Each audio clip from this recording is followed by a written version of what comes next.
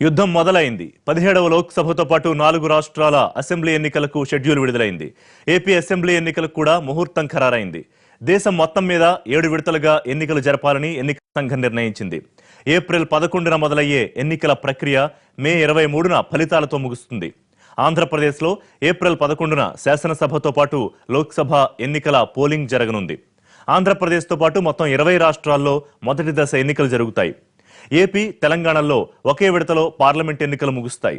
13 రాష్ట్రాల్లో ఏప్రిల్ 18న రెండో విడత పోలింగ్ నిర్వహిస్తారు.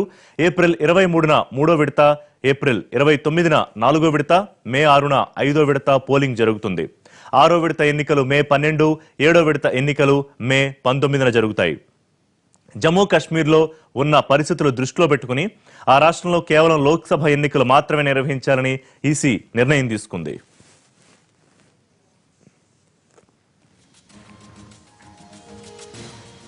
ఒకవైపు దూకుడు మీదున్న మోడీ, రాఫెల్ రెగడను నమ్ముకున్న రాహుల్ గాంధీలలో జనం ఎవరి వైపు ఉన్నారో తేల్చే ముహూర్తం ఖరారైంది. మోడీ చరిష్మాను నమ్ముకున్న ఎన్డీఏ, పొత్తుల రాజకీయాన్ని నమ్ముకున్న యూపీఏలలో దేశం ఎవరి వైపు మొగ్గుతుందో తేలే తేదీ ఖరారైంది. పథకాల ఊపులో ఉన్న చంద్రబాబు, పాదయాత్ర జోష్లో ఉన్న జగన్ల మధ్య విజేతలెవరో తేల్చే యుద్ధానికి నగారా మోగింది. దేశంలో 543 లోక్సభ స్థానాలకు 4 రాష్ట్రాల్లో అసెంబ్లీలకు ఎన్నికల షెడ్యూల్ విడుదలయ్యింది.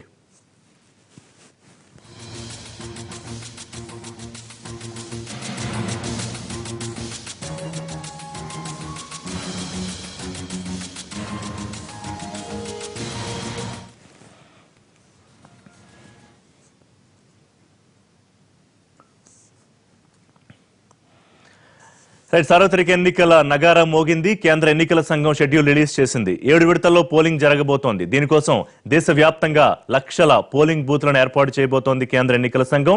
ఇక ప్రపంచంలోనే అతిపెద్ద ప్రజాస్వామ్య దేశంలో ఎన్నికల ప్రక్రియను ఎన్నికల సంఘం ఎలా పూర్తి చేయబోతోంది, ఎన్నికల షెడ్యూల్ తయారీలో ఈసీ ఎలాంటి జాగ్రత్తలు తీసుకుంది, అలాగే ఒకవైపు పరీక్షలు, మరోవైపు పండుగలు, క్రీడలు వంటి వాటి వల్ల పోలింగ్ ఆటంకం కలగకుండా ఎలాంటి చర్యలు తీసుకున్నారు, ఈ అంశాలన్నిటికి సంబంధించి పూర్తి డీటెయిల్స్ మా ఢిల్లీ కరెస్పాండెంట్ ప్రసాద్ అప్డేట్ చేస్తారు. లైవ్ లో సిద్ధంగా ఉన్నారు. Prasad, out to you.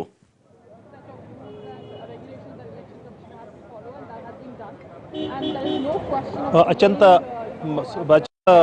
పెద్ద ప్రజాస్వామ్య దేశమైనటువంటి భారతదేశంలో ఎన్నికల ప్రక్రియ ప్రారంభమైంది. ఈ ప్రక్రియ ఈ రోజు నుంచి 83 రోజుల పాటు సాగే ఈ ఎన్నికల ప్రక్రియ ముగిసిన తర్వాత కొత్త లోక్సభ 17వ లోక్సభ ఏర్పాటేందుకు సర్వం రంగం సిద్ధమైనట్టుగా చెప్పుకోవడానికి అవకాశం ఉంది. ఏప్రిల్ 11వ తేదీన అంటే ఈ రోజు నుంచి ఒక నెల రోజుల్లోనే ఆంధ్రప్రదేశ్, తెలంగాణలో ఎన్నికల ప్రక్రియ పూర్తవుతుంది. ఆ తర్వాత దాదాపు 40 రోజుల పాటు ఎన్నికల ఫలితాల కోసం వేచి చూడాల్సి ఉంది ఆంధ్రప్రదేశ్, అదేవిధంగా తెలంగాణ ప్రజలు. మొత్తానికి మే 23వ తేదీన వచ్చే ఫలితాలతో 17వ లోక్సభ ఆవిర్భావం, అదేవిధంగా ఆంధ్రప్రదేశ్లో రాష్ట్ర ప్రభుత్వం యొక్క ఏర్పాట్ల ప్రక్రియ పూర్తవుతుంది. ఈ మొత్తం సుదీర్ఘమైనటువంటి ఈ ఎన్నికల ప్రక్రియకు గాను కేంద్ర ఎన్నికల సంఘం సుదీర్ఘమైనటువంటి కసరత్తు చేసింది. ఈరోజు అధికారికంగా చేసినటువంటి ఈ మీడియా ప్రతినిధుల సమావేశంలో కూడా అనేక అంశాలను పరిశీలనలో తీసుకున్నాము. అదేవిధంగా భద్రతా పరంగా, అదేవిధంగా శాంతి భద్రతలకు సంబంధించి ఇతరత్ర రాజకీయ పార్టీల నుంచి వచ్చినటువంటి అనుమానాలు, అదేవిధంగా అభిప్రాయాలను, అదేవిధంగా అధికారులకు ఉన్నటువంటి సమస్యలను, వీటన్నిటినీ పరిగణలో తీసుకున్న తర్వాత సుదీర్ఘంగా ఆయా రాష్ట్రాలకు వెళ్ళి ఈ సమీక్షా సమావేశాలు నిర్వహించిన తర్వాత అక్కడ ఉన్నటువంటి సమస్యలను తెలుసుకున్న తర్వాత వాటిని సరిదిద్దుతూ ఒక నిర్ణయం తీసుకోవడం జరిగింది. ఆ మేరకు దేశవ్యాప్తంగా కూడా పర్యటించి ఈ మేరకు నిర్ణయం తీసుకోవడం జరిగిందని చెప్పి కేంద్ర ఎన్నికల సంఘం ప్రధాన ఎన్నికల కమిషనర్ సునీల్ అరోరా తన మీడియా ప్రతినిధుల సమావేశంలో స్పష్టంగా చెప్పారు. అయితే దీన్ని మొత్తం ప్రక్రియ కనుక హోలిస్టిక్ గా కనుక మనం చూసుకున్నట్లయితే ప్రతి రాష్ట్రానికి ఉన్నటువంటి సమస్యను, ప్రతి రాష్ట్రం ఎదుర్కొన్నటువంటి సమస్యలను, అదేవిధంగా ప్రతి రాష్ట్రంలో ఉన్నటువంటి ఇబ్బందులు, అవకతవకలు ఉన్నటువంటి సమస్యలను అధిగమించేందుకు ఆయా రాష్ట్రానికి ఏ రకంగా సమాధానం చెప్పాలి, పరిష్కరించాలన్న అంశాన్ని చాలా స్పష్టంగా కేంద్ర ఎన్నికల సంఘం ఒక నిర్ణయం తీసుకున్నట్టుగా తెలుస్తుంది. ఉదాహరణకు ఆంధ్రప్రదేశ్, తెలంగాణ 2 రాష్ట్రాలకు సంబంధించిన ఎన్నికలను ఒకే దఫా నిర్వహించడంలో పార్టీలు కేంద్ర ఎన్నికల సంఘానికి పలు దఫాలు ఫిర్యాదులు చేయడం జరిగింది. హైదరాబాద్లో ఉన్నటువంటి నివాసం ఏర్పాటు చేసినటువంటి ఆంధ్రప్రదేశ్ చెందినటువంటి వాళ్ళంతా కూడా తిరిగి ఎన్నికల్లో పాల్గొన్నారని గత ఎన్నికల్లో అనేకటువంటి ఆరోపణలు వచ్చాయి. కాబట్టి ఒకే ఒకేసారి ఎన్నికలు నిర్వహించడం వల్ల ఎక్కడే ఓటేసుకోవడానికి అవకాశం ఉంది. ఎవరైనా కానీ ఒకేసారి ఓటేసుకోవడానికి అవకాశం ఉంటుంది. ఇది చాలా ఆలోచించి తీసుకున్నటువంటి నిర్ణయంగా మనం చెప్పుకోవడానికి అవకాశం ఉంది. ఏప్రిల్ 11వ తేదీన జరిగే ఎన్నికల్లో ఎవరైనా కానీ మళ్ళీ డూప్లికేట్గా ఓటేసుకోవడానికి అవకాశం లేదు. ఒకే దఫా వేసుకోవడానికి ఓటు హక్కులు వినియోగించుకోవడానికి అవకాశం ఉంటుంది. అదే కాకుండా సమస్యాత్మకమైనటువంటి రాష్ట్రాలు ఉన్నాయి. ఉత్తరప్రదేశ్, బీహారు, పశ్చిమ బెంగాల్ అనేకమైనటువంటి అక్కడ ఉద్రిక్తలతో కూడినటువంటి సామాజిక ఉద్రిక్తతో కూడినటువంటి సమస్యలు అక్కడ ఉన్నాయి. వీటన్నిటిని దృష్టిలో పెట్టుకొని ఈ రాష్ట్రాల్లో ఎక్కువ బలగాలను మోహరింప చేయడం, తరలించడంతో పాటు 7 విడతల్లోనూ ఎన్నికలు జరిగే రాష్ట్రాలు ఉత్తరప్రదేశ్, బీహారు, పశ్చిమ బెంగాల్.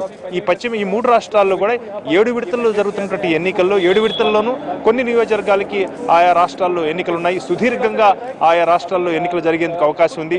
చాలా నిశితంగా పరిశీలించేందుకు కేంద్ర ఎన్నికల సంఘం పరిశీలించేందుకు కూడా అవకాశం ఉంది. ఈ రకంగా అనేకమైనటువంటి రాష్ట్రాల్లో ఉన్నటువంటి సమస్యలను దృష్టిలో పెట్టుకొని తీసుకున్నటువంటి నిర్ణయం చాలా వినూత్నమైన రీతిలో కేంద్ర ఎన్నికల సంఘం ప్రధాన ఎన్నికల కమిషనర్ ఆధ్వర్యంలోని ఈ బృందం అంతా కూడా బాగా అధ్యయనం చేసి నిర్ణయం తీసుకున్నట్టుగా తెలుస్తుంది. ఖచ్చితంగా ప్రభుత్వం యొక్క ఇన్ఫర్మేషన్, ప్రభుత్వ ఇంటెలిజెన్స్ వర్గాల యొక్క ఇన్ఫర్మేషన్ కూడా పరిగణలోకి తీసుకున్న తర్వాతనే ఈ నిర్ణయాలకి కూడా ఒకటానికి అవకాశం.